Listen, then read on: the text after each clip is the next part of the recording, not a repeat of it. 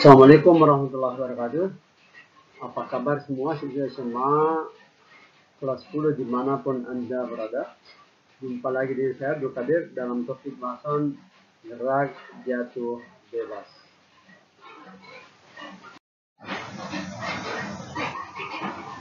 Oke anak-anakku sekalian, pada slide berikut ini pada gambar sebelah kiri adalah pohon apel yang buahnya lebat, sedangkan pada gambar sebelah kanan adalah foto Sir Isaac Newton, seorang ahli fisika berkebangsaan Inggris. Mungkin kalian bertanya, ada apa dengan kedua gambar ini? Nah, gambar ini sengaja saya angkat untuk menjelaskan bagaimana cerita awal ditemukannya teori gravitasi oleh Sir Isaac Newton.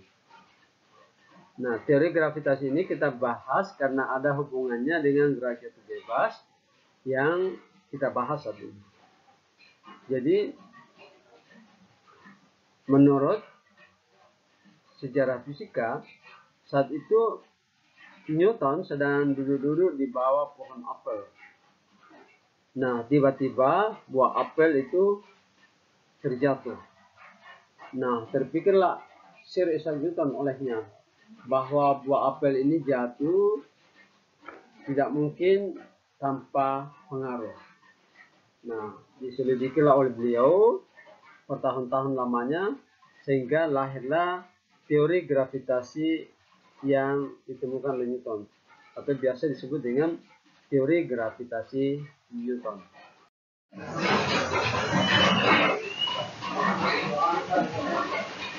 Apa itu gerak jatuh bebas? Perhatikan anak-anakku sekalian. Gerak jatuh bebas adalah gerak jatuh benda yang tidak memiliki kecepatan awal atau V0-nya sama dengan 0. Jika selama benda itu jatuh, hambatan udara diabaikan, maka percepatannya konstan atau tetap dan besarnya sama dengan percepatan gravitasi. Selain itu, waktu yang dibutuhkan benda saat jatuh tidak bergantung pada masanya, tetapi bergantung pada ketinggiannya. Jadi pada benda yang gerak jatuh bebas, kecepatannya itu bukan bergantung pada masanya, tetapi pada ketinggiannya. Jelas ya?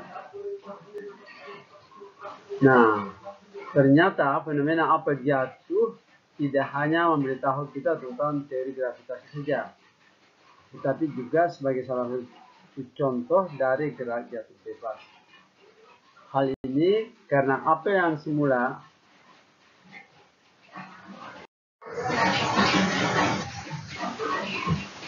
Oke, sekarang kita lanjut. Apa itu gerak jatuh bebas?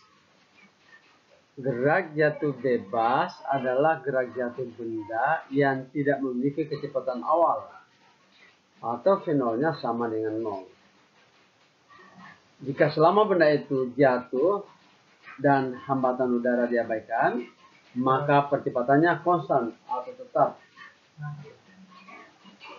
dan besarnya sama dengan percepatan gravitasi bumi. Selain itu, waktu yang dibutuhkan benda saat jatuh tidak bergantung pada masanya, tetapi bergantung pada ketinggiannya. Nah, disinilah hubungannya apel yang jatuh dengan teori gravitasi yang kita bahas tadi dengan gerak jatuh bebas itu. Hal ini karena apel yang semula diam kemudian lepas sendiri dari tangkainya dan jatuh ke tanah karena adanya gaya gravitasi bumi yang bekerja pada apel yang ditemukan oleh Newton.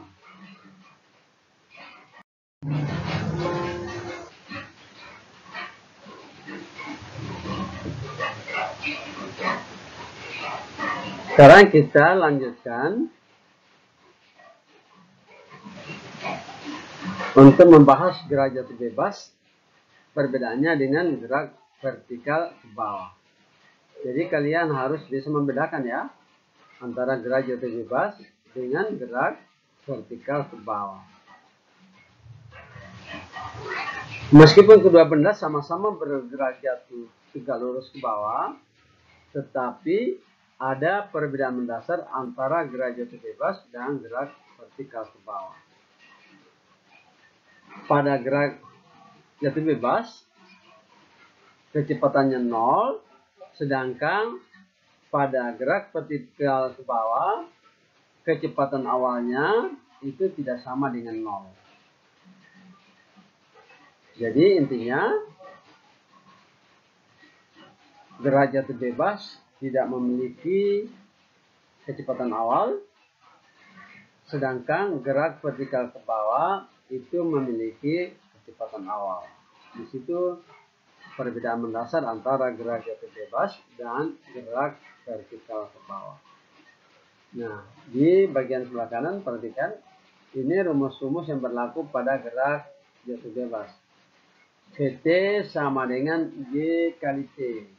Vt itu kecepatan pada saat T detik, maksudnya setelah jatuh sekian detik, itu namanya Vt.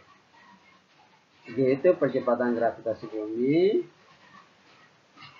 yang besarnya 9,8 meter per second pangkat 2 atau biasa dibulatkan menjadi 10 meter per second pangkat 2. Sedangkan T adalah waktu yang digunakan. Vt pangkat 2 itu sama dengan 2GH atau H sama dengan 1/2 GT pangkat 2. Nah, ketinggian benda setelah bergerak selama T sekon yaitu H aksen sama dengan H0 kurang H atau sama dengan H0 kurang 1/2 GT pangkat 2. Karena H itu sama dengan 1/2 GT pangkat 2. Sedangkan waktu yang diperlukan benda untuk mencapai titik terendah yaitu T pangkat 2 sama dengan 2H per G. Atau ini bisa T sama dengan akar 2H per G.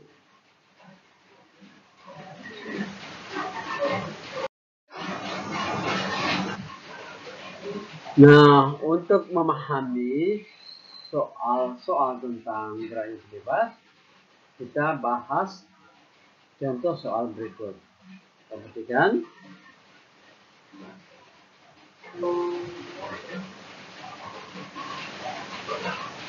Dari puncak menara setinggi 45 meter, dijatuhkan sebuah batu.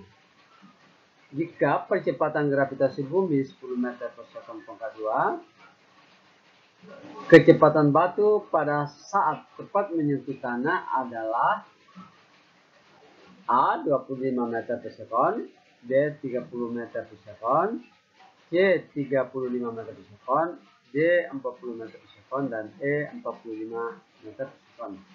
Ini soal Unfisika tahun 2012. Nah, untuk menjawab perhatikan, kita analisis dulu apa-apa yang diketahui. Dari soal diketahui H, ketinggiannya itu 45 meter, kecepatan gravitasi bumi atau G sama dengan 10 meter per second pangkat 2. Ditanyakan Vt, jadi kecepatan itu setelah bergerak selama T sekon. Nah, dari rumus tadi, Vt pangkat 2 sama dengan 2GH.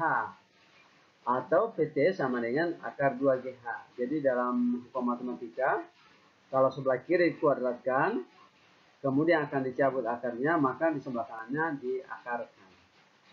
Kita tinggal masukkan nilainya.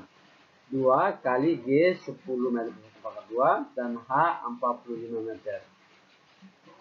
Hasilnya sama dengan akar 900 meter pangkat 2 per second pangkat 2. Akar 900 sama dengan 30 meter. Jadi kecepatan batu sesaat setelah menyentuh tanah adalah 30 meter per second. Oke, jelas ya?